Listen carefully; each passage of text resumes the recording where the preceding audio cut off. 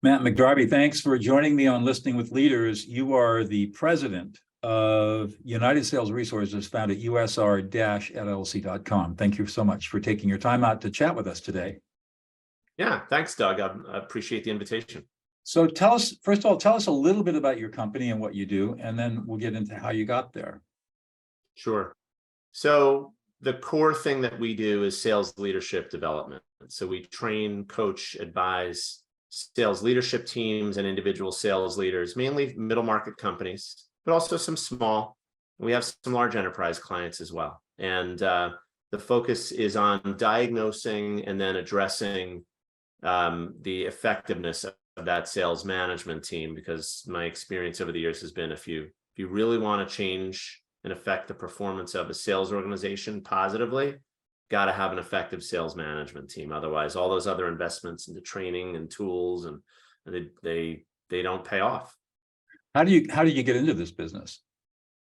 So I grew up in the IT and IT services business selling. I've been selling for 30 years, right? So born and raised in the New York area. My first job was there. Moved to DC to marry my wife. We've been with for 27 years, and got recruited eventually by a company that was in the traditional sales training business. There was a guy named Neil Rackham. Well, he still is around. Neil Rackham wrote a book called Spin Selling, founded a company called Huthwaite, and I went to work for them. So I sold for them for about 5 years, and then was eventually their VP of enterprise sales. So I was selling and leading in the sales effectiveness space. And that's really the last 2/3 of my career, the last 20 years has been in that world. And it wasn't until I was exposed to Rackham's models, which are all based in behavioral research and analysis. It wasn't until I worked in that environment, until it was presented, great selling was presented to me like a process. I didn't really fully get it until that moment, until I had that opportunity to work for that organization. So I worked for them, had great success, got promoted, led an enterprise sales team. But as that was going on, I realized that there were organizations that were having great success with our training models and methods, and others that were having just sort of so-so, not a lot of lift, or just a little bit of a bump, and then they kind of, the results went right back to where they were before. And I realized the difference. If we were selling the same training, same models, same content and tools, same people delivering the training, one organization was getting a great result, another was getting sort of so-so, that there was something different there. And it turns out it was the commitment level and the effectiveness of the sales managers that was different. So the organizations that were really able to make best use and get great return on their investments into training were the ones that had either already had effective sales managers, or had hired well and had managers who were at least willing to work at it and were committed to getting better right alongside their salespeople. So that was a pretty powerful lesson for me. And I thought at the time, so this would have been 2009, 2010, there really wasn't anyone in the market focused on the total development of sales managers. You could buy a program that was all about how to train a sales manager on coaching a specific method, prospecting skills or spin selling or whatever. But nobody was really helping managers figure out how to do things like make time to coach, or develop their coaching skill, or motivate people, or how to hire change, or how to hire the right people. Yeah, nobody was doing that. So I took a shot and started the business, and it's been 13 years. And so that's the core focus. Wow. And we're still doing it today, and we've branched out. We can talk more about that, but it's all sort of an extension of what have we learned about what sales managers need to be really effective. And so we do a lot of diagnostic work and coaching, but then there's a whole array of other things that we do to support managers over time that is proving really effective. How much resistance do you see from higher level executive management to investing in sales management leadership skills? Well, I mean, there is resistance, and I mean, not surprisingly, the organizations that are able to sort of grow over time, that are able to go from where they are today and develop and achieve something far greater, tend to be led by people who want to make that investment, who know that their role, like if I'm the CEO and I view part of my role, a big part of my role is still developing people, Right. there's a really good chance that my organization is going to continue to grow. And the same goes for chief sales officers and chief revenue officers or heads of enablement, the people that hire us. The leaders that know that the investment they make with us is an investment into the development of their people. If their people are developing, then that's really the thing that's going to drive the business's growth. For the leaders who are like, we're not sure we want to make the investment, I can almost predict, well, I know where you're going to be in a few years from now. You're going to be pretty much right where you are, right? So it's not a super difficult case to make when you find the right leader. And I've had plenty of conversations with leaders that want quick fixes and they want results to turn around tomorrow, but they're not willing to invest in the development of their people. I'm like, well, we're not the right people then. It's just not the way to get there. What is it that gets you really excited every morning to get up and go to work? I love developing people. I mean, when I was I've been like I said, an enterprise sales leader. I've been effectively a chief revenue officer, an interim leader in a bunch of places over the years. And the thing that I love most is when I know that coaching and development rhythm that I've had with them has resulted in them getting better and they're more excited about approaching the work.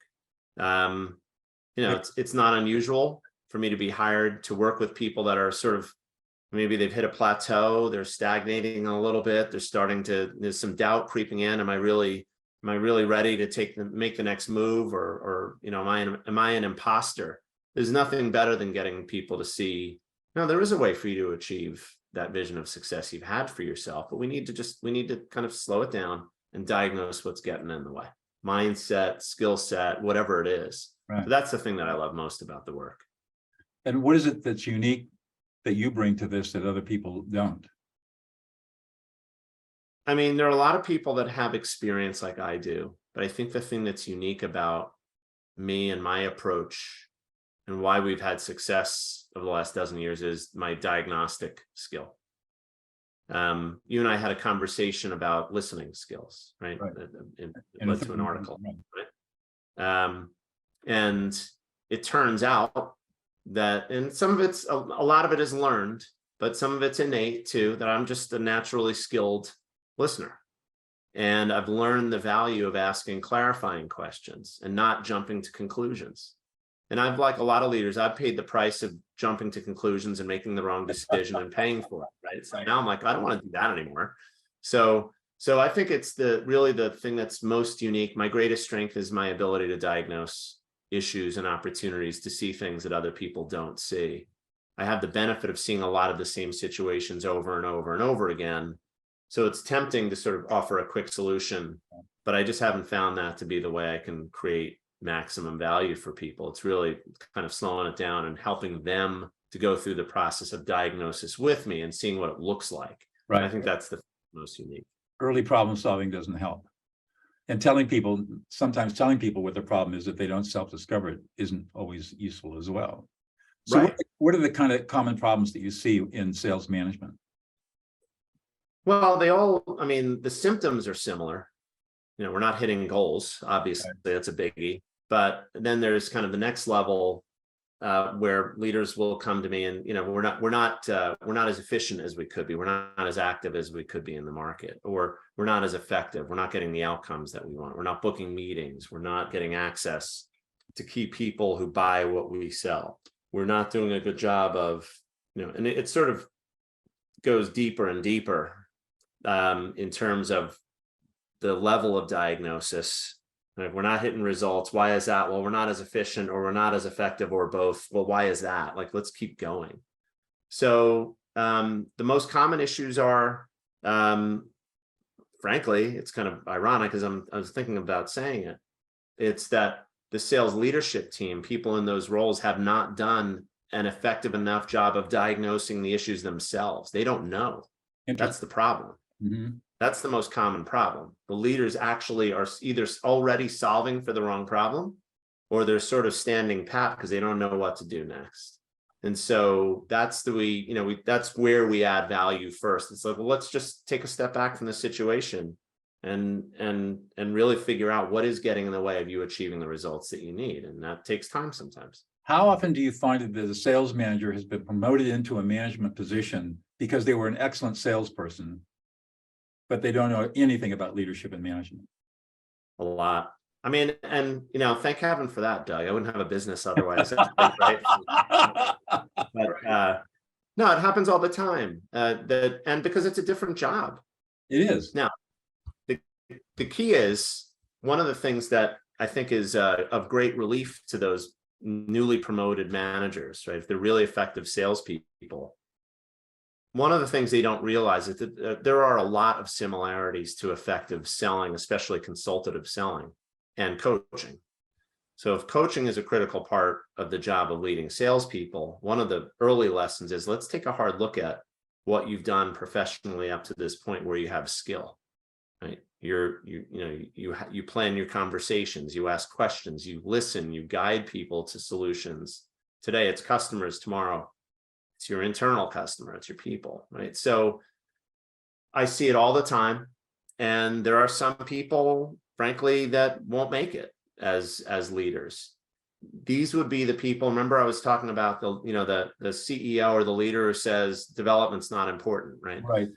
The same sort of people as they're rising up the ranks who are like, I just can't invest. I just have to go out and get results. I can't invest in the development of other people. I'm like, well, that's somebody who's not going to succeed in this role, Right. because that's what the job is. So much of it. So yeah, we see it a lot, but it's how do we help them play to the strengths that they bring to the job, and then realize where the differences lie, and how do we help them close gaps? And for some people, it's a quick process, and for others, it's not. It takes time. Right. It's a whole new skill set for them to think about. And to your point. Yeah. So how much listening skills do you teach people? It's been my experience that many people are not particularly good listeners. And in sales, listening is the name of the game. I mean, when I'm teaching salespeople, I say for the first 5 minutes, don't ever say a word. Just ask questions, listen, repeat back, reflect back what you're hearing, and build rapport before you ever get into what you're there for. How much of that do you teach to people? Well, in the one-to-one sales leadership coaching work that we do, it comes up a lot. And if you picture it, if you were the leader that I was coaching in this scenario, as often as possible, we want to talk about real world situations. You've got Jane on your team. She's got a development issue or whatever. There's an important conversation that you're going to have. Let's play that out. Literally, we're going to practice this. And the reason I say that is listening skills require practice. And it's one thing for people to hear that message. And the way you've described it is right. Like, you need to, the ratio of talk time, you versus them, if you're selling or if you're coaching, it's got to be a lot less you. That's right. Talking, right? So let's pay attention to that ratio. That may be the first lesson that sticks. Like, wow, okay, I shouldn't be filling the time with my voice here. I need to let this person speak. And what's going on while that's happening is the next thing. What are you doing while they're filling the time? Are you right? Are you listening? Are you taking notes? Are you thinking about the next thing you're going to say? So it's really cycles and practice that are required to build that skill. And that's what a lot of that one-to-one coaching is about. It's let's just take specific situations and apply it. Right. And then sometimes we have to model it, right? We've got to model it too. That's right. That's right. I find that a lot of people think they're really good listeners, but they aren't. And they're surprised that they're not good listeners. But then when I explain, you're only as good a listener as your family of origin taught you. Because if you were in a family of talkers and non-listeners, then that's what you learned. And to your point, I mean, the way I describe it is, when we're a little small, we learn how to crawl, and then we learn how to stand up, and then we learn how to walk, and then we learn how to run. And then about 3 or 4 years old, we get our tricycle, and we get a little older, and we get a little bike with training wheels on it, right? And then finally the training wheels come off. And that's the process of learning how to listen. Yeah. Same developmental. Yeah. Mhm. And fortunately, in what I teach, people can master it in usually 4 to 6 weeks. Because what I teach is a very deep listening skill where we're literally ignoring the words and listening to emotions. And you do this for a number of different reasons. You want to build instant loyalty or trust. Right. Listen to emotions rather than the words initially. You're not ignoring the person, but you. And the thing that's interesting when you're listening to emotions is that you will remember what they said because all memory is associated with emotion. So you learn, you don't even have to take notes. You can listen to their emotions, and then if you had to repeat back the essence of what they were saying substantively. Really interesting stuff. Yeah, absolutely. So how do you measure sales manager acquisition of knowledge? You do a lot of diagnostics. That's in the beginning. What's the assessment that you use to say whether or not you move the needle with these people? Well, we have a couple of methods. We have a formal assessment we use sometimes, and that can be sometimes a formal assessment can be a barrier for people. So we have to do a less formal over time, right? Not filling something out on a screen, but it's more dialogue, and we're assessing. This is it's development planning essentially, right? It's let's define success and understand what you are trying to achieve in the most specific and measurable terms possible. And let's talk about what you're doing to get there today. What's challenging about that? And what do we need to work on to put you in position to achieve that vision of success? So right at the very start, as we're kicking off an engagement with a team or an individual leader, the first conversation is, what are you trying to achieve? I know what your financial goals are. I know what the target is, but tell me more. Like, what's the rest of the vision here? Right. And let's define what is the one or two things, because that's really, as a practical matter, we can only really make a dent into one, or maybe I'm saying one or two and I'm really saying one, right. One thing at a time. And let's have a plan and agree that these are the development opportunities that we're going to stay focused on. And every conversation is in a sort of plan, do, review. It's rhythmic, right? Let's talk about specifically the thing that you're going to do that represents a step forward in this area. It's probably in context for the job, right? Some specific situation with a member of the team. But then you go out and do it. And maybe we'll be there to observe, maybe we won't, depends on the engagement. But the very next thing we're going to do is we are going to review. We're going to talk about, how did that go?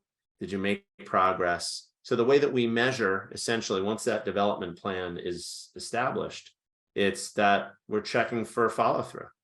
Did you do what you said you were going to do? You said you're going to have a conversation with the team or this individual about X or Y. Did you do it? Yeah. Right? Accountability and support. Accountability. I mean, and that's, yeah. And that's and we get asked that question a lot. How do you measure progress on this engagement? And that's what it is. It's like we're going to establish together a very clear vision of success and a development plan to get there. And over time, every single conversation will have that aspect of accountability. Did you follow through or not? And if we see somebody consistently who was not following through, then it's a yellow flag moment. Like, hey, hang on a second. We're not sure this is someone who's really fully committed to the process here. Let's figure out why that is. Yeah, there are other barriers. So I always talk about, we're never looking for perfection. All we want is incremental improvement. All we look for. And if you just incrementally improve a little bit every single day, by the end of the year, you have moved the needle a huge amount. Right. And that's kind of the process that I use. Yeah, same approach here. Yeah. Well, it works because it's effective. And I've used this training murderers to be peacemakers in maximum security prisons and senior analysts at the Congressional Budget Office how to de-escalate members of Congress. So wow. It works. Yeah, I'm not touching anything that weighty. So yeah. No, what you're describing, for those of you who are listening, what Matt is talking about is the only system that I have found for work. And especially when you're thinking about coaching people as a leader, you should be a coach. You're looking for incremental improvement, and you're providing accountability and support. And if somebody doesn't provide, if they're not accountable, for example, go out and do this. And the next week they come back in a meeting and, well, what happened? Well, I didn't do it. To your point, that's a yellow flag. And now what's going on? And typically a mindset problem. Mhm. Fear is the biggest barrier. I mean, I don't know about what you find, but I find that fear is the biggest barrier. Fear of failure, or fear of looking foolish, or fear of looking stupid. Sure. Yeah, absolutely. No, I find the same things. Yeah, and then the challenge is, I think, is that, okay, now how do we help them overcome their fear? And that can be easy or hard. Yeah. The secret really is. That's why so much of the work that we do is in context. It's like, well, let's just try it. Let's think about a different approach. And what's the worst thing that's going to happen? The person won't buy into what you're trying to get them to do, and we'll talk about that, but we have to try. Right. So what I try to do is set people up in the lowest risk, safest environments possible to start practicing. Mhm. So that if they fail, they're not going to be embarrassed, they're not going to be humiliated, and it just happened. It didn't work. Fine, great. The failures are more important than the successes, because that's where we learn. Right. That's kind of the way I approach it. Mhm. Oh, good. Well, we're kind of getting close to the end of the hour. If people want to contact you and reach out to you, how do they do that? Well, I mean, LinkedIn is where I kind of keep an active and updated profile for sure. So if you go to linkedin.com/Matt McDarby, you'll find me there. You can connect with me there. The company website you mentioned, www.usr-llc.com. I have a podcast. I try to make it as easy as possible to find me. Right. So you'll find links all over that website and on the LinkedIn profile. So either one of those places, I'm happy to talk to anyone who may be struggling with diagnosing sales performance issues. At the very least, it would be a half hour or an hour well spent, because we'll probably get a little closer to the truth about what's getting in your way. Absolutely. One more question for you. Yeah. A more personal question. What's one thing we wouldn't know about you unless you revealed it to us? Wow. Let's see. Well, one thing that surprises people is I've been married 3 times, but to the same girl. So You're kidding me. Whoa, there's a story there. Just renewal. We've been married 27 years, and we'll do it again. So that's one thing. The other would be that I am the world's most frustrated golfer. Everybody, thinks like, I'm a consultant, I'm involved in selling. I love and hate to play. And I've got a wicked slice that I think I've worked through. And I'm hoping the next time I play, it doesn't come back, but the chances are it'll be back. That is exactly the reason I never took up golf, because I knew I'd be frustrated by it. And I didn't have Humbles me. What? Yeah. It keeps me humble. Keeps you humble. And I didn't want to put the 3,000 to 5,000 hours in it would take to get really good at it. Yeah. Well, I think I have about 10,000 in, and I'm not buying in on that. Okay. Well, 10,000 should be a master, but I guess right. You'd think. Think. Well, thank you so much for joining me on Listening with Leaders, Matt. It's been a great conversation. Thanks, Doug. It's been great. I really enjoyed it.